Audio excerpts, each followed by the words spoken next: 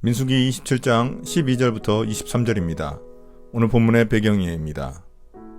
두 번째 인구조사로 새로운 세대가 도래했음을 알렸습니다. 이제 가나안 땅 입성을 앞두고 있기 때문에 모세의 역할도 끝날 때가 되었습니다. 주님이 모세의 죽음을 예고하시자 모세는 후계자를 임명해 줄 것을 요청합니다. 이에 주님은 여호수아를 후계자로 세워 이스라엘 백성들을 이끄는 새로운 지도자로 삼으십니다. 27장 12절부터 14절입니다. 모세의 죽음 예고. 주님께서 모세에게 말씀하셨다. 너는 여기 아바림 산줄기를 타고 올라가서 내가 이스라엘 자손에게 준 땅을 바라보아라. 그 땅을 본 다음에는 너의 형 아론이 간 것 같이 너 또한 너의 조상에게로 돌아갈 것이다. 너희 둘이 신광야에서 나의 명을 어겼기 때문에 그 땅에는 들어가지 못한다. 온 회중이 무리바에서 나를 거역하여 반란을 일으켰을 때 너희들은 물을 터뜨려 회중이 보는 앞에서 나의 거룩한 권능을 보였어야만 하였는데 너희는 그렇게 하지 않았다.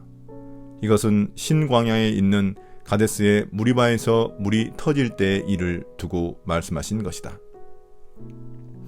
이제 주님은 모세가 아론처럼 죽음을 맞이할 것이라고 말씀하십니다.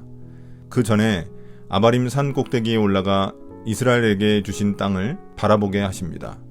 평생을 염원했던 약속의 땅을 들어가지 못하고 그 앞에서 바라만 봐야 하는 모세의 마음을 짐작하기 어렵습니다. 주님은 모세와 아론이 약속의 땅, 가나안에 들어가지 못하는 이유도 설명해 주십니다. 그가 무리바에서 하나님의 명령대로 순종하지 않았기 때문입니다. 불평하는 이스라엘 백성들 앞에서 반석 위에 2번 지팡이를 쳐서 하나님의 거룩한 권능이 아닌 자신의 권능을 보여주었기 때문입니다. 27장 15절부터 17절입니다. 모세의 기도. 모세가 주님께 이렇게 아뢰었다. 모든 사람에게 영을 주시는 주 하나님, 이 회중 위에 한 사람을 임명하여 주시기를 바랍니다. 그가 백성 앞에서 나가기도 하고 백성 앞에서 들어오기도 할 것입니다.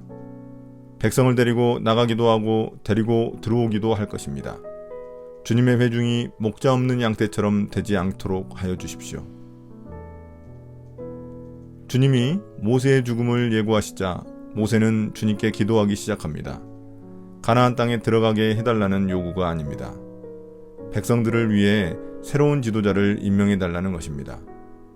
분명 여호수아가 모세 옆에 오랫동안 있었기 때문에 그를 후계자로 추천할 수도 있었지만 모세는 그렇게 하지 않습니다. 그는 단지 하나님의 뜻을 구합니다. 모세는 백성들을 목자 없는 양처럼 흩어지지 않기를 바라는 마음뿐입니다. 27장 18절부터 21절입니다. 주님의 응답. 주님께서 모세에게 말씀하셨다. 너는 눈의 아들 여호수아를 데리고 오너라.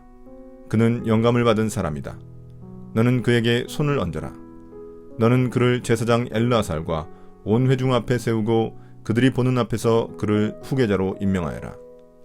너는 그에게 내가 가지고 있는 권위를 물려주어서 이스라엘 자손 온 회중이 그에게 복종하게 하여라. 그는 상의할 일이 있을 때마다 제사장 엘르아살 앞에 가서 설 것이며 여호수아를 대신하여 엘르아살이 우림의 판결을 사용하여 나 주에게 여쭐 것이다. 그러면 여호수아와 그와 함께 있는 온 이스라엘 자손 곧 온 총회는 그의 말에 따라서 나가기도 하고 그의 말에 따라서 들어오기도 할 것이다. 모세의 기도에 주님은 여호수아를 후계자로 임명하라고 명하십니다. 주님은 여호수아가 영감을 받은 사람이라고 하십니다. 하나님의 영으로 충만한 자라는 의미입니다. 여호수아가 뜬금없이 세워진 것이 아닙니다. 여호수아는 모세 옆에서 영적 군사적 지도자로서 훈련을 잘 받은 사람입니다. 주님은 여호수아를 제사장 엘르아살과 온 회중 앞에 세우고 그에게 손을 얹어 후계자로 임명하라고 말씀하십니다. 공식적인 지도자로 삼아 온 회중이 따를 수 있게 하시라는 것입니다. 엘르아살은 여호수아의 파트너로서 하나님의 뜻을 물을 일이 있으면 그가 여호수아를 대신해 우림의 판결로 주님께 물을 것입니다. 모세처럼 주님을 대면하여 물을 수 있는 특권을 허락하지 않으십니다. 27장 22절부터 23절입니다. 후계자 여호수아 임명. 모세는 주님께서 그에게 명령하신 대로 하였다. 모세는 여호수아를 데려다가 제사장 엘르아살과 온 회중 앞에 세우고 주님께서 말씀하신 대로 자기의 손을 여호수아에게 얹어서 그를 후계자로 임명하였다. 이제 모세는 산에서 내려와 주님께서 자신에게 명령하신 대로 여호수아를 후계자로 세우는 모든 과정을 완수합니다. 그는 주님의 명령대로 여호수아를 대제사장과 백성 앞에 세웠고 안수하며 후계자로 임명합니다.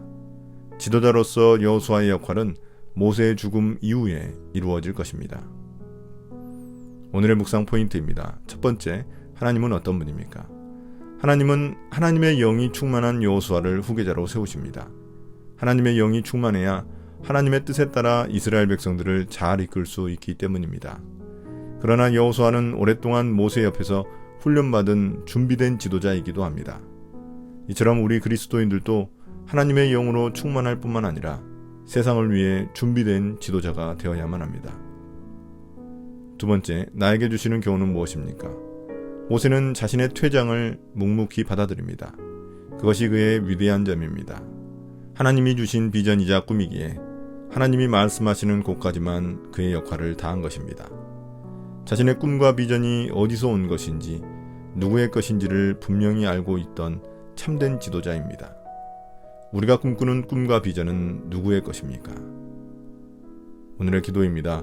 주님, 모세처럼 자신의 역할을 알고 마지막까지도 잘 정리할 수 있는 지도자가 되게 해주십시오. 끝이 멋진 사람이 진짜 하나님의 사람임을 알게 해주십시오.